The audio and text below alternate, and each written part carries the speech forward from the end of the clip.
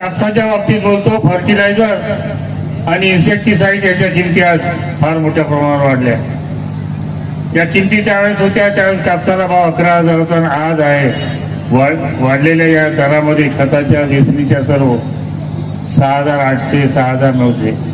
पण या भारतीय जनता पक्षाच्या सरकारने असं जाहीर केलं होतं केंद्राच्या वतीनं की हमी भावाच्या 1.5 आम्ही रक्कम देऊ. जे बोलले तसं चालले नाही, ते 1.5 रक्कम दिली तरी 11,000 रुपये द्या, तेवढे पैसे. नाहीतर राज्याने आणि केंद्राने तो भार उचलून आम्हाला बोनस तरी द्यावा राजू. पण तसं होत नाही आणि ते करणार नाही. अनेक विषय आहे या सरकारच्या बाबतीत. शेतकऱ्याच्या कृषी मालाला एक्सपोर्ट ही पॉलिसीच लागू नये या देशामध्ये, अशी अवस्था केली आहे. आता मूळ मुद्दा एक सांगायचा की कापसाला भाव न वाढण्याचे याचे एक कारण गुजरातची यांची एक लॉबी आहे. मोदीचे लोक आहेत, मोदीचे लोक. लक्षात ठेवा, जे आहे ते सत्य आम्ही बोलतो. कोणी असं बोलणार तर या म्हणा आमच्या काही. एक गुजरातची लॉबी आहे व्यापाऱ्यांची. त्यांनी चायना, व्हिएतनाम इथून कापूस, त्याचे धागे, फायबर, टेरलिनचे कपडे, या सर्व वस्तू ज्या ज्या ठिकाणी कॉटन मिल आहे त्या त्या कॉटन मिलच्या ठिकाणी यांनी हब तयार केला मित्र. या सरकारला माहित नाही की इम्पोर्टचा एक कोड आहे, त्या कोडच्या व्यतिरिक्त कोड वापरून त्या व्यापाऱ्यांनी हे सर्व डंप केलं आहे देशामध्ये. त्यांचं लक्ष कुठे आहे? अर्धे तुम्ही अर्धे आम्ही, याची रोजगार हमी योजना सुरू आहे. शिल्लक कापसाच्या धाग्याला मागणी नाही भारतातल्या, कारण की भारतातला कापूस हा चांगला आहे आणि त्याच्या किमती बाकी लोकांना परवडत नाही. म्हणून हे आयात केलेले जे आहेत बाहेरचे धागे, हे जे आणले या व्यापाऱ्यांनी, ते घ्यायला ते व्यापारी उत्सुक आहेत. त्याच्यामुळे आपला कपडा कोणी घेत नाही व्यापारी मिलचा. तर व्यापारी मिल ज्या आहेत, म्हणजे कॉटन मिल ज्या आहेत दक्षिण भारतातल्या, या सर्व लोकांनी ठरवून घेतलं की आम्हाला कपडा तयार करायचा नाही आणि सुते तयार करायचं नाही. 35% वर आम्ही यावर्षी सूतगिरण्या चालवणार नाही किंवा कॉटनच्या मिल चालवणार असं दिलं आहे. मग अशा परिस्थितीमध्ये या देशातला कापूस का फुटाणार टाकायचा? हे भारतीय जनता पक्षाचे लोक एक गाडी घेऊन फिरत आहेत. भारतीय जनता पक्षाने या सरकारचे हे अधिकारी दलाल म्हणून फिरत आहे. मोदी सरकारने काय दिलं नाही. त्यांच्या योजना रोज टीव्हीवर येतात, मोदी सरकारच्या योजना. यांना उत्तर मागणारे लोक आहे. एक रायजिंग ऑफिसर होता प्रांत अधिकारी कोल्हापूरला, त्याला काय पोरांनी विचारले मोदी सरकार कोण म्हणतात? म्हणजे भारत सरकार कोण आहे? नाही नाही, मोदीजी नाही, भारत सरकार आहे. मोदीच्या घरचं सरकार नाही.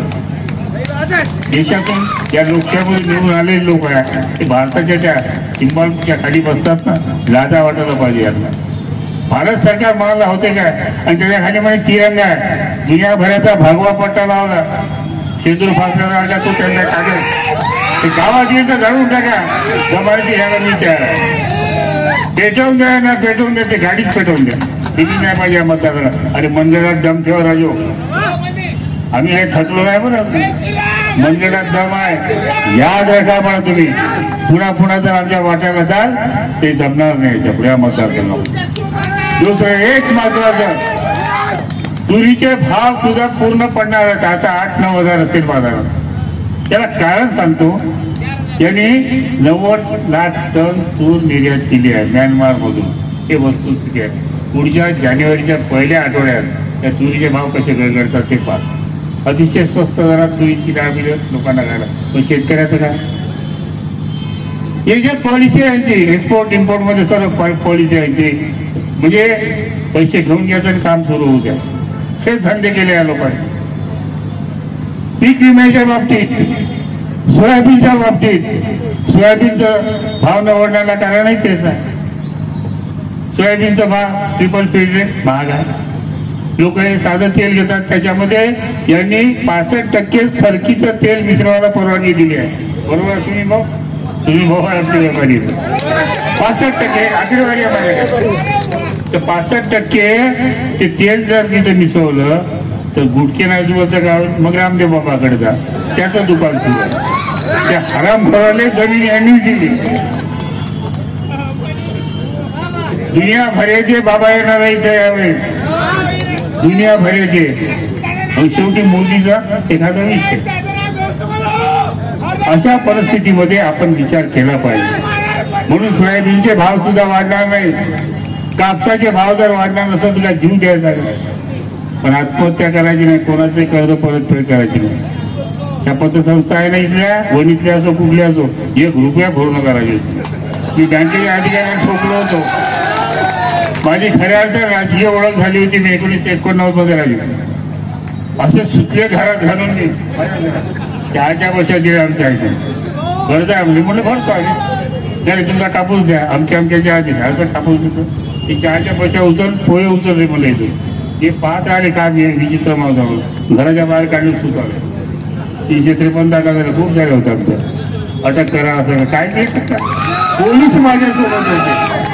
पोलीस सर्व मित्र आहे. पोलिसांना शिवाय देऊ नका. ते शेतकऱ्याचे पोर आहे. अधिकारी सुद्धा शेतकऱ्याचे पोर आहे. यांना घेऊन आपण काम केलं पाहिजे, शिकलं पाहिजे. तुरीचे भाव बसणार, सोयाबीनचे वाढणार नाही, कापसाचे वाढणार नाही. पण कापसाचा भाव घेतल्याचा आपण स्वस्त बसणार नाही. उद्याच्या हिवाळी अधिवेशनामध्ये जे सुरू आहे, म्हणलं 18, 19, 20 पर्यंत आपला मोर्चा निघाला तर त्या तिथे आवाज तरी होते, एक लक्षवेधी किंवा स्थगन तरी. स्थगनाला आणायचं असेल तर एक सांगतो मी तुम्हाला, ऑटोमॅटिक सगळे दे. हे दुकानं पेटवून द्या, आता सगळे देऊ द्या. टेम्पररी दुकान आहे. गंमत करतो रे बा. एखादं तुम्हीच पेटवून द्या आमच्यासाठी काम. एखादं दुकान गेला तो आवाज इन्होंने जला करके वो दुकान राहतो ते पाहतो, कोई प्रॉब्लेम नाही. हे गंमत नाही आहे.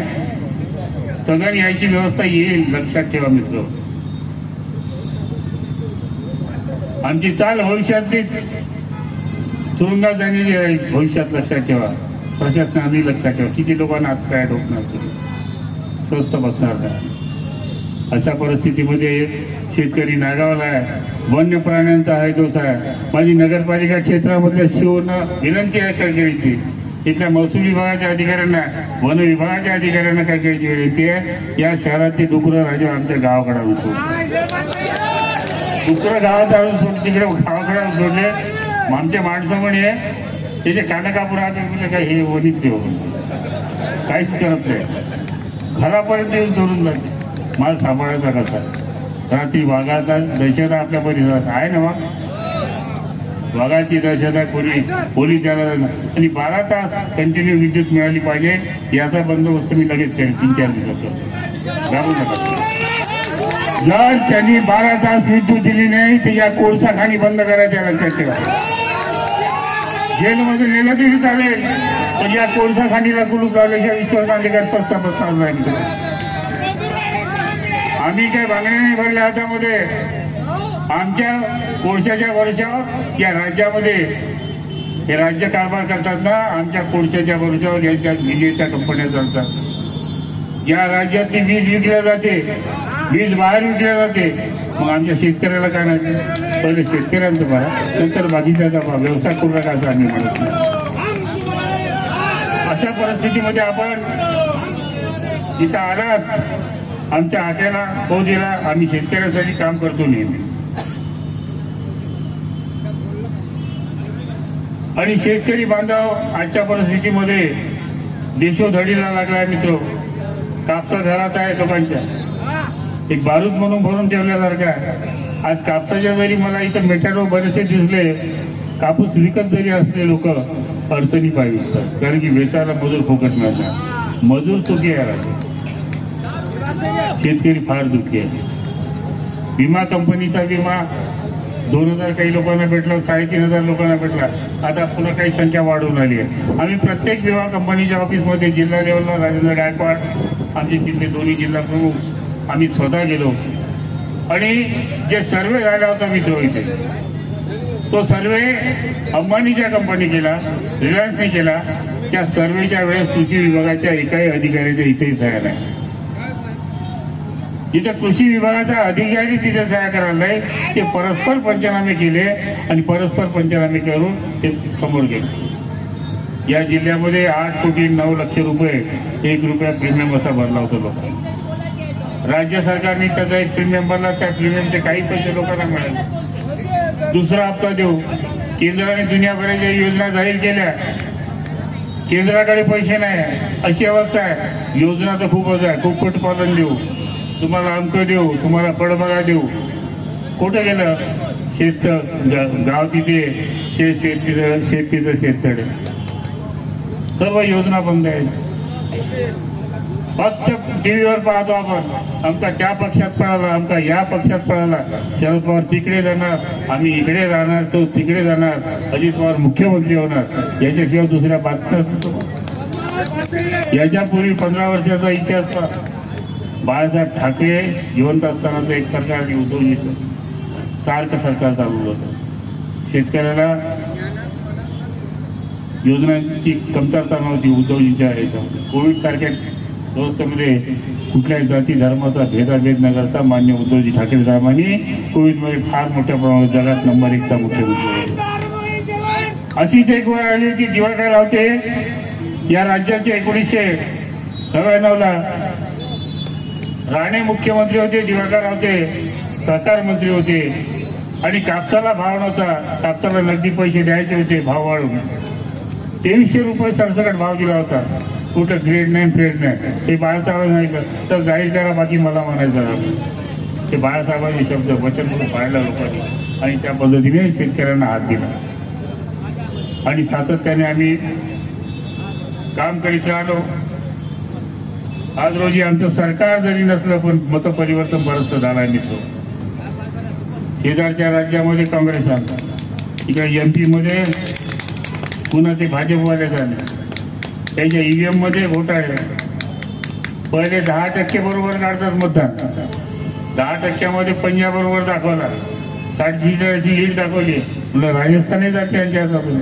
ते सपाट्याने बॅकपट आलं, सर्व सपा झाले, आणि राजस्थानमध्ये MP मध्ये छत्तीसगडमध्ये भाजपचं सरकार.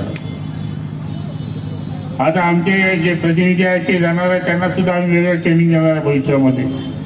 तरी हे सत्तेत जर राहिले तर हा देश वेगाला मागे पुढे पाहणार नाही. तुमच्या शेतीला हे भाव पाडण्याचं कारण यांचं फार मोठं षडयंत्र आहे. हे उद्या अदानी अंबानी जे कोणी आहेत त्याचे त्यांना उभं करणार. विजय मल्ल्यासारखं कर्ज माफ करतात, विजय मल्ल्याचं कर्ज माफ करतात. जे कर्ज घेतले या कोट्यावधी आहेत काही दलालांनी, हे कुठल्या सर्व गुजरातच्या विजय मल्ल्या सोडलं तर सर्व गुजरातची लाईन आहे. कापसाचे डकेट हे सुद्धा गुजरातचेच आहे.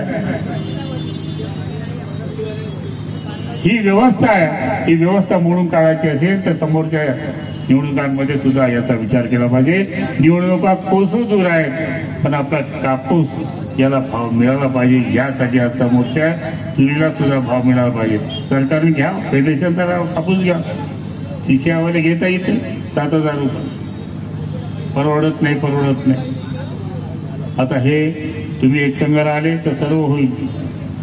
मग राजू बोलले ते महिलांचा मोर्चा, आता याच्यामध्ये अंगणवाडीचा मोर्चा असेल तर 5,000 रुपये देऊन मुंबईपर्यंत मोर्चा येतं. तुमच्या शेतकऱ्याचा मोर्चा या प्रांत विभागावर काढायचा म्हटलं तर पैसे लावायची गरज नाही पडली पाहिजे.